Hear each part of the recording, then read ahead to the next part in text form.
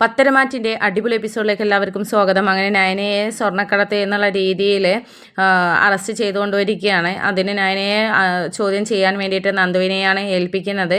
അങ്ങനെ നന്ദുവിനോട് എത്രയും പെട്ടെന്ന് ഈ പ്രതിയെ ചോദ്യം ചെയ്തിട്ട് സത്യങ്ങൾ കണ്ടെത്തിയിട്ട് തെളിവ് സഹിതം എനിക്ക് അതിൻ്റെ ഒരു ലിസ്റ്റ് തന്നെ തരണം എന്നൊക്കെ ആവശ്യപ്പെടുകയാണ്. അപ്പോൾ ആ സമയത്ത് നന്ദു പറയുന്നുണ്ട്, പ്രതി ഇപ്പോൾ ഒരു ചോദ്യം ചെയ്യലിൻ്റെ നേരിടാനുള്ള ഒരു ശാരീരിക അവസ്ഥയിലല്ല ഉള്ളത്, അതുകൊണ്ട് സാറ് ഒരു മയമൊക്കെ കാണിക്കണമെന്ന് പറയുന്നുണ്ട്. അപ്പോൾ നന്ദുവിനോട് ആ ഒരു പോലീസ് ഉദ്യോഗസ്ഥൻ ചോദിക്കുന്നുണ്ട്, ഇങ്ങനെയല്ലല്ലോ നന്ദുവിൻ്റെ ഒരു രീതി, ആരെ കിട്ടിക്കഴിഞ്ഞാലും പെട്ടെന്ന് ചോദ്യം ചെയ്യാനുള്ള ഒരു അവസ്ഥയിലോട്ട് പോകുമല്ലോ, ഇതെന്താ കുടുംബക്കാർക്ക് വേറൊരു രീതിയും മറ്റുള്ളവർക്ക് വേറൊരു രീതിയും, ഇതൊന്നും ശരിയല്ല എന്നൊക്കെ പറയുന്നുണ്ട്. അപ്പോൾ ആ സമയത്ത് നന്ദു പറയുന്നുണ്ട്, കുടുംബക്കാരെന്നോ വേറെന്നോ ഇവിടെ എനിക്കില്ല സർ, ഇത് എന്തായാലും പ്രതി ആ ഒരു ശാരീരികാവസ്ഥ നമ്മൾ എന്തായാലും പരിഗണിക്കണമല്ലോ എന്നൊക്കെ പറയുന്നുണ്ട്. അപ്പോൾ ആ സമയത്ത് നമ്മുടെ ആ ഒരു പോലീസ് പറയുന്നുണ്ട്, എന്തായാലും ഇവളല്ലേ ചോദ്യം ചെയ്യൽ നേരിടാനുള്ള ഒരു ബുദ്ധിമുട്ടുള്ളൂ, ഡ്രൈവർക്ക് എന്തായാലും ആ ഒരു ബുദ്ധിമുട്ടില്ലല്ലോ, അതിനെക്കൊണ്ട് ഇവനെ വേണ്ട വിധത്തിൽ ചോദ്യം ചെയ്തിട്ട് വിവരങ്ങൾ എന്നോട് അറിയിക്കണമെന്നൊക്കെ പറഞ്ഞിട്ട് ആ ഡ്രൈവറെ പിടിച്ച് തല്ലുന്നുണ്ട്. അപ്പോൾ ആ സമയത്ത് നയന പോലീസ് ഉദ്യോഗസ്ഥനോട് ചൂടായിട്ട് പറയുന്നുണ്ട്, സാർ എന്താ ഈ ചെയ്യുന്നത്, കാര്യങ്ങൾ ഫുള്ള് അറിയാതെ ഒരാളെ ഇങ്ങനെ തല്ലുകയാണോ വേണ്ടത് എന്നൊക്കെ ചോദിക്കുമ്പോൾ, നീ ആരോടാണ് ഈ കാര്യത്ത് സംസാരിക്കുന്നത്, അതൊക്കെ നിൻ്റെ അനിയത്തിയോട് മതി, ഇങ്ങോട്ട് വേണ്ട എന്നൊക്കെ പറഞ്ഞിട്ട് ഉദ്യോഗസ്ഥൻ ചൂടാവുന്നുണ്ട്. അപ്പോൾ ആ സമയത്ത് ഉദ്യോഗസ്ഥൻ പറയുന്നുണ്ട്, ഏതായാലും ചോദ്യം ചെയ്യുന്നല്ലേ കുഴപ്പമില്ല, പിടിച്ച് ലോക്കപ്പിൽ ഇടാൻ നിൻ്റെ ചേച്ചിക്ക് ഒരു കുഴപ്പവുമില്ലല്ലോ, അതുകൊണ്ട് പെട്ടെന്ന് തന്നെ ഇവരെ രണ്ടുപേരെയും ലോക്കപ്പിലാക്കുക എന്നൊക്കെ ഇങ്ങനെ പറഞ്ഞിട്ട് നയനയും ആ ഡ്രൈവറെയും ലോക്കപ്പിൽ അടച്ചിടുകയാണ്. അങ്ങനെ പിന്നീട് ഈ വിഷയത്തെക്കുറിച്ച് നന്ദു നവീനെ അറിയിക്കുകയും നവീന് വളരെ പെട്ടെന്ന് തന്നെ അവിടേക്ക് എത്തുകയുമാണ്.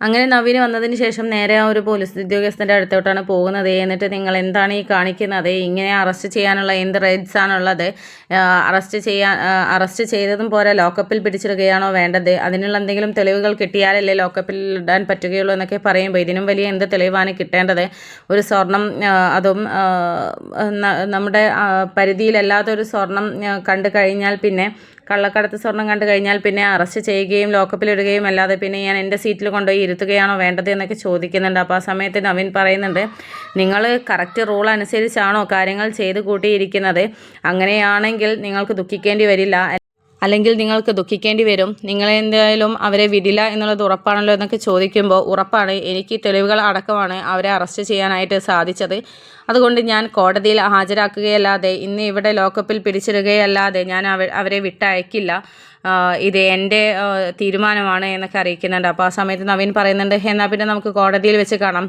ആ സമയത്തും ഈ ഒരു ചങ്കുറപ്പോടു കൂടി സംസാരിക്കുന്നത് എനിക്ക് കാണണം, എൻ്റെ ചോദ്യങ്ങൾക്ക് മുമ്പിൽ പതറാതെ തന്നെ ഉത്തരം നൽകണം കേട്ടോ എന്നൊക്കെ പറഞ്ഞിട്ട് നവീൻ അവിടെ നിന്ന് പോവുകയാണ്. അപ്പോൾ ആ ഒരു സമയത്ത് ആ ഒരു പോലീസ് ഉദ്യോഗസ്ഥനാകെ ഒന്ന് ടെൻഷനായിട്ട് നിൽക്കുകയാണ്, ഇവരെന്താ ഉദ്ദേശിച്ചത്, ഇനി ഇതിൻ്റെ അപ്പുറം വേറെ എന്തെങ്കിലും വെച്ച് വാദിക്കോ, പറയാൻ പറ്റത്തില്ല, ഏറ്റവും വലിയ വക്കീലും അവരുടെ കൊച്ചുമകനുമാണ്, ഇപ്പോൾ ഏറ്റവും കൂടുതൽ കേസുകൾ വാദിച്ച് ജയിച്ചുകൊണ്ടിരിക്കുന്ന ഇവരാണ്, അതുകൊണ്ട് ഇവരെ പേടിക്കണം, ഇനി വല്ല ബുദ്ധിമുട്ടും എനിക്കുണ്ടാവുമോ, എന്തായാലും മേലുള്ള ആ ഒരു സാറ് പറഞ്ഞിട്ടാണ് ഞാനിപ്പോൾ ഇങ്ങനെയൊക്കെ ചെയ്ത് കൂട്ടിയത്, ഇനി ഇതിൻ്റെ പിന്നിൽ അവരാണെന്ന് കണ്ടെത്തി കഴിഞ്ഞാൽ പിന്നെ എൻ്റെ തൊപ്പിയും പോകുമല്ലോ ഈശ്വര എന്നൊക്കെ ഇങ്ങനെ ചിന്തിച്ചുകൊണ്ടിരിക്കുകയാണ് പോലീസ് ഉദ്യോഗസ്ഥൻ.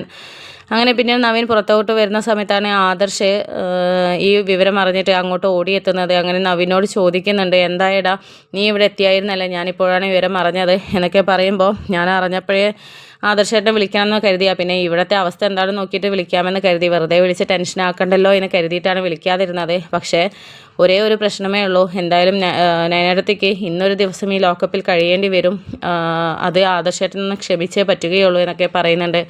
അപ്പോൾ ആ സമയത്ത് ആദർശ് പറയുന്നുണ്ട്, പറ്റില്ല, അതൊരിക്കലും പറ്റില്ല, നയനയെ എന്തായാലും ലോക്കപ്പിലിടാൻ ഞാൻ സമ്മതിക്കില്ല, അവളുടെ അവസ്ഥ നിനക്കറിയാലോ, അതുകൊണ്ട് കുറ്റം ഞാൻ ഏറ്റു പറയാൻ പോവുകയാണ്, ഞാനാ ചെയ്തത് എന്നുള്ളത് പറയാൻ പോവുകയാണ് എന്നൊക്കെ പറയുമ്പോൾ, വെറുതെ വിഡ്ഢിത്തം കാണിക്കാതെ, നിങ്ങളാരും തെറ്റ് ചെയ്തിട്ടില്ലല്ലോ, പിന്നെ എന്ത് തെറ്റ് ഏറ്റു പറയാനാണ്, പിന്നെ ആദർശേട്ടനെ ഇന്നിപ്പോൾ ഞാനാണ് ചെയ്തത് എന്ന് ഏറ്റു പറയാൻ പോയാൽ പിന്നെ രണ്ടാളും പുറംലോകം കാണില്ല, രണ്ടാളെയും പ്രതി ചേർത്തിട്ട് ലോക്കപ്പിൽ ഇടുകയേ ചെയ്യുകയുള്ളൂ, അല്ലാതെ ഒന്നും സംഭവിക്കാൻ പോകുന്നില്ല, പിന്നെ നമ്മുടെ കേസ് അത്ര എളുപ്പമാവില്ല എന്നൊക്കെ പറയുന്നുണ്ട്. അങ്ങനെ ആദർശ് തൽക്കാലം സഹിച്ച് ക്ഷമിച്ച് നിൽക്കുകയാണ്, നാളത്തെ ഒരു ദിവസത്തിന് വേണ്ടിയിട്ട് കാത്തു നിൽക്കുകയാണ്.